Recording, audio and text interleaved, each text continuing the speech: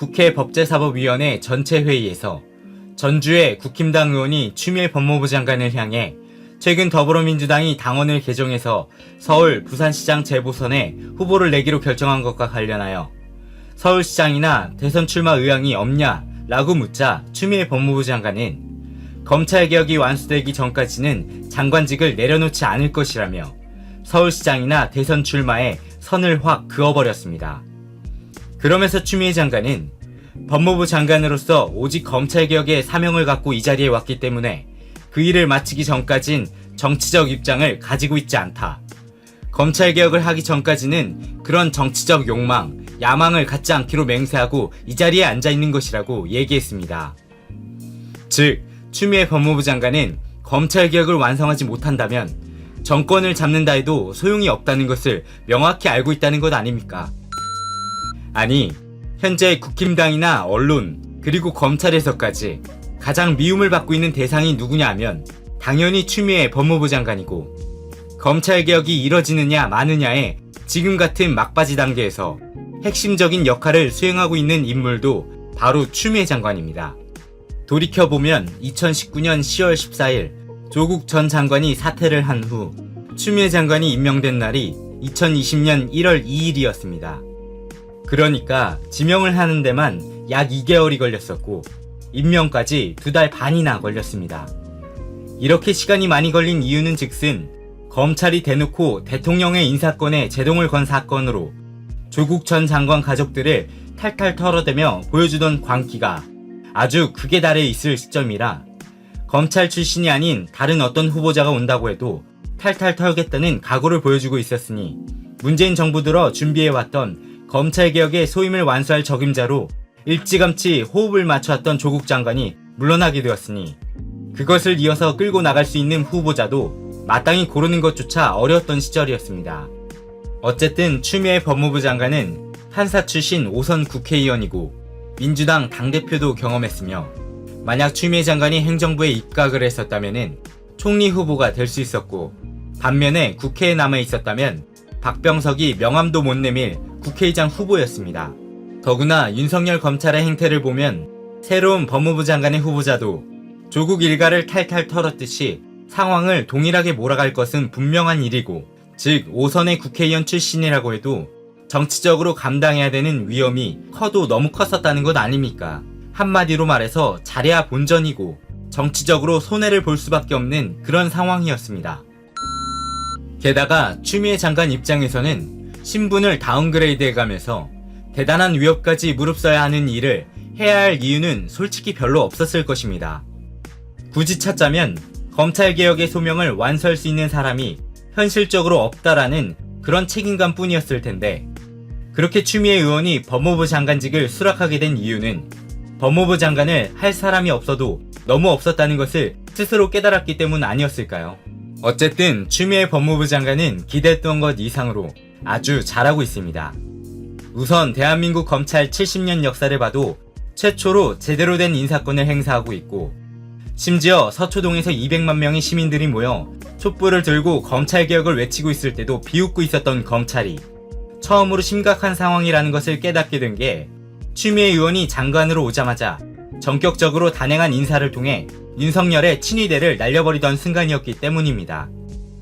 그리고 한동훈 검사와 이동재 기자의 검언 유착 의혹과도 관련하여 윤석열 총장과 추미애 장관 사이에 벌어진 수사 지휘권 문제에 첨예했던 갈등 역시 당시 윤석열 총장은 외부 자문단이니 전국 검사장 회의라느니 온갖 꼼수를 동원하며 검찰에 부역하는 언론들까지 나서 철저하게 윤석열 총장 입장에서 보도를 했었지만 추미애 장관은 전혀 흔들림이 없이 수사 지휘권을 진행했고 기어이 관철시켜버렸습니다. 그 이후 윤석열 총장의 가족비리 의혹이나 총장 본인의 의혹과 관련한 수사에서 추가적인 수사 지휘권을 행사하는 상황에서도 윤석열 총장은 순순히 포기하고 받아들이게 되며 검언 유착 수사 지휘권 갈등을 통해 추미애 장관이 보통이 아니라는 학습 효과를 그대로 드러냈습니다. 그리고 그것뿐입니까? 법무부 감찰을 효과적으로 진행하며 윤석열 검찰총장을 향한 직접 감찰까지 진행시키고 있습니다. 게다가 검찰의 특수활동비 문제를 꺼내든 건 인사권에 이어 검찰총장의 또 하나의 막강한 파워에 해당하는 특활비 예산을 맘대로 쓰지 못하도록 하겠다는 것입니다. 여기에는 또 하나의 의미가 있는데, 사실 대검은 직접 수사를 담당하는 기관이 아닌데 어느 순간 정치적 사건들을 지휘하는 곳이 되어버려 육본 같은 지휘부 노릇을 하는 것인데, 추미애 장관은 이 대검을 순수한 행정조직으로 만들고 검찰총장의 역할도 시스템 관리자의 역할로 만들려는 제도 개혁까지 단행하고 있다는 것입니다. 그러니까 이렇게 맹활약하고 있는 추다르크, 추미애 법무부 장관은 그에 상응하는 공격을 받고 있습니다. 추미애 장관도 조국 전 장관이 비견할 수준으로 가족이 털리면서 무릎이 아픈 아들이 불필요한 구설수에 오르는 게 싫어 군대를 보냈더니 황제 휴가라는 오명을 씌워놓고 그것을 검찰이 수사까지 하는 아주 황당한 상황으로 이어져 버렸습니다. 게다가 국정감사를 통해 추미애 장관을 콕 집어 공격하는 모습들을 보면 그들이 얼마나 추미애라는 법무부 장관을 미워하고 있는 건지 충분히 알 수 있었습니다. 그러니까 지금 정부 여당이나 그리고 민주개혁 진영에서 가장 지켜야 할 사람이 바로 누구냐면 추미애 법무부 장관이다. 즉 축구로 말하면 공을 몰고 상대방 골문 앞에서 슈팅 기회를 보는 손흥민이고, 야구로 말하면 2사 만루의 타석에선 최지만이다. 아주 중요한 순간이고 지켜져야 하는 순간이고 응원해야 하는 순간이다. 그리고 현실적으로 봐도 지금 추미애 장관을 도울 사람은 별로 없습니다. 문재인 대통령이 직접 나서서 도왔다가는 얼마나 또 난리를 쳐대겠습니까? 검찰은 조직의 특성상 자신들의 상관인 법무부 장관에게 대놓고 반기를 드는 검사들과 눈치를 보는 대부분의 검사들로 분류가 되어 있다고 보기 때문에 추미애는 지금 백척간두의 상황에 서서 외로운 싸움을 하고 있는 것입니다. 이런 와중에 국정감사, 예산결산심의 등 수시로 국회에 끌려와서 고초를 겪고 있는 상황입니다. 더구나 더불어민주당 정성호 의원이 예결위 위원장 신분으로 추미애 장관을 향해 윽박지르는 모습까지 보였습니다. 아니, 작년 법사위 소속 시절 윤석열 국정감사 때는 지금과 같이 국회의원 권위도 드러내지 못했던 사람이 왜 유독 같은 편인 추미애 장관을 향해 그랬을까? 정성호 의원은 내부 총질하지 말자. 그리고 열심히 응원이나 하자. 문재인 대통령이 대통령으로서의 궁극적인 정치적 성공은 정권 재창출이다. 차기 정권 창출을 통한 민주당 재집권의 성패 여부는 대권 후보의 자질과 능력이 좌우되지만 문재인 대통령의 국정 성과와 정권 재창출 의지 또한 아주 결정적인 요인입니다. 집권 4년차 후반기에 접어든 문재인 대통령은 지금부터가 중요하다. 취임 후 그동안 이루어놓은 국정 성과를 마지막 그 피치를 올려 극대함으로써 민심을 총집결하여 정권 재창출의 불패 기반을 마련해야 한다. 그러려면 문재인 정부의 첫 번째 공약인 검찰개혁 반드시 이뤄내야 합니다. 추미애 법무부 장관을 진심으로 응원합니다. 끝까지 들어주셔서 감사드리고 좋은 의견 있으시면 댓글 많이 남겨주세요. 도쿄에서 한 중년 남성이 호텔에서 일하는 한국인을 향해 막말을 퍼부은 건데요. 그것도 한낮에 말이죠. 당시 호텔 흡연장에서 투숙객도 아닌 남성이 담배를 피우고 있는 걸 한국인 직원이 발견하곤 숙박자 전용인이 나가달라고 요청했다가 모욕적인 혐오 발언을 들은 겁니다. 해당 남성은 머리 나쁘구나 코리아 라고 말하거나 너 때문에 이 주변 한국인을 다 괴롭혀주겠다. 네가 그런 태도를 보이니 헤이트 스피치가 있는 것이다 라면서 공격적인 일본어 막말을 이어갔습니다. 헤이트 스피치는 제일 한국 조선인에 대한 차별이나 혐오 발언을 하는 건데요. 현재 일본에서 심각한 사회 문제죠. 심지어는 욕설과 함께 그러니까 일본에 점령당하는 것이다 라는 도를 넘어선 발언을 반복하다 자리를 떠났다고 합니다. 불매운동이 활발해지기 전 너도 나도 일본 여행을 가던 당시에도 호의적인 한국 여행객에게마저 혐오스러운 발언을 하거나 행동을 취했었는데 지금은 그 수준이 더 심각해졌습니다. 그렇다면 일본은 어째서 날이 갈수록 혐오를 부추기는 사회 분위기가 구조되고 있는 걸까요? 그건 열등감 속에서 오는 것일지도 모릅니다. 왜냐하면 일본은 현재 모든 분야에서 한국에게 뒤처지다 못해 망조에 들고 있기 때문이죠. 그래서일까요? 현재 일본이 한국에 느끼는 감정은 대부분 질투, 열등감인 것 같은데요. 그도 그럴 것이 일본은 현재 여러 분야에서 암울한 시기를 보내고 있습니다. 일본 정부의 막대한 재정 적자와 기형적 금융정책, 그리고 요즘 들어 두드러져 보이는 정치 시스템까지 모든 것이 일본의 서민들을 한숨쉬게 만들고 있죠. 게다가 기간 산업조차 민영화시켰던 과도한 정책의 결과로 시의적절한 개선을 가로막아버린 여러 사례들, 또 막강했던 국부의 증가에 비해 국민 개개인은 그만한 부를 누리지 못했던 일본식 경제체제의 부작용이 사회문화 전반에 무기력증을 확산시키고 있는 겁니다. 게다가 현재 일본의 GDP 대비 정부부채 비율은 전 세계에서 가장 높은데요. 전문가들은 일본 정부가 코로나19 대응보다 경기 부양에 더 목을 매는 이유가 이런 현실에서 오는 초조함 때문일 거라고 보고 있죠. 반면 한국은 신속한 코로나19 대응으로 OECD 회원국 중 가장 경제적 피해가 적었습니다.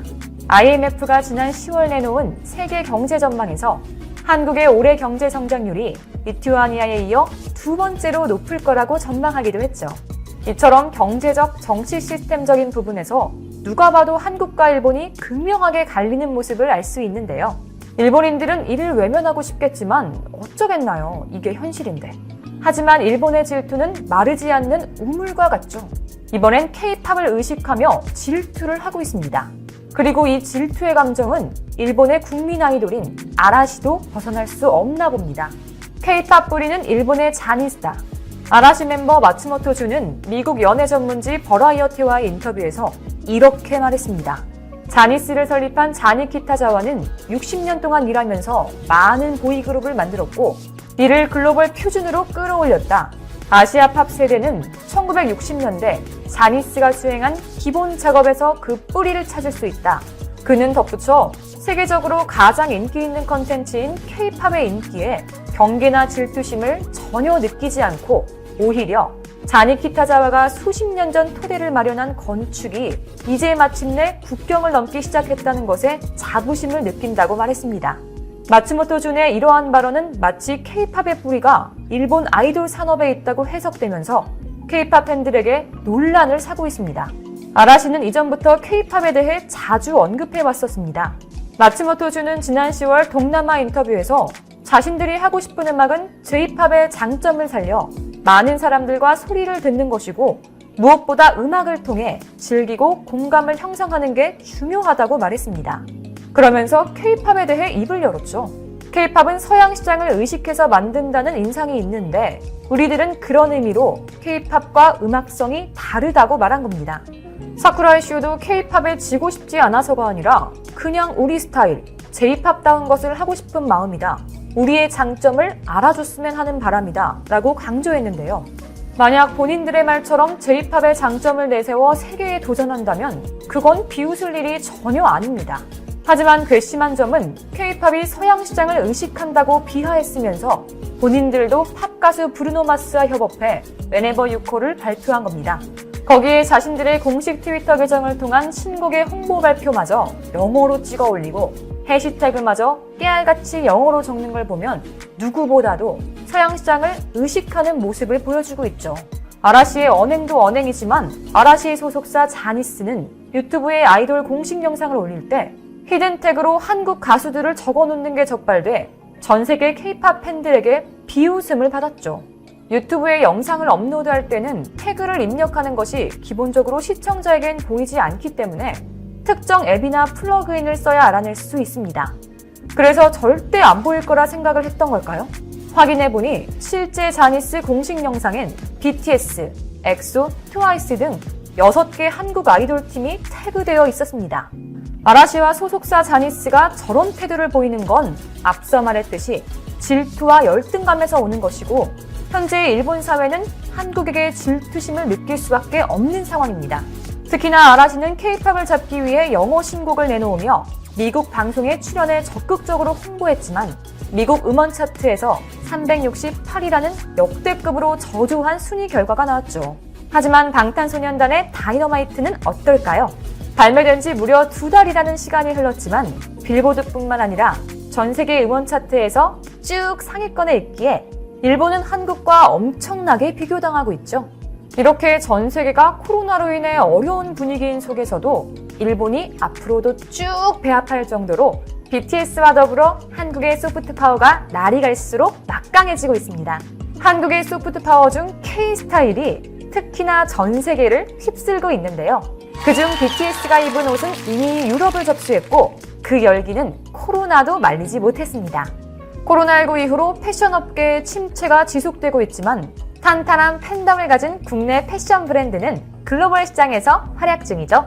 스타트업처럼 가볍게 움직이면서 트렌드에 재빠르게 대응해 밀레니얼과 Z세대를 합친 MZ세대의 눈길을 사로잡은 겁니다. 컨템포러리 캐주얼 브랜드 앤더슨벨은 국내 패션 브랜드로서 드물게 유럽 명품 의류 신발 시장에 성공적으로 안착했는데요. 작년 영국 명품 패션 편집숍 네타포르테에서 매입한 뒤로 완판에 가까운 92% 판매율을 기록했고 덕분에 최근 영국 편집숍 팝패치에도 진출할 수 있었습니다. 앤더슨벨은 방탄소년단의 정국이 미국 빌보드 시상식에서 착용해 특히나 화제를 모았죠.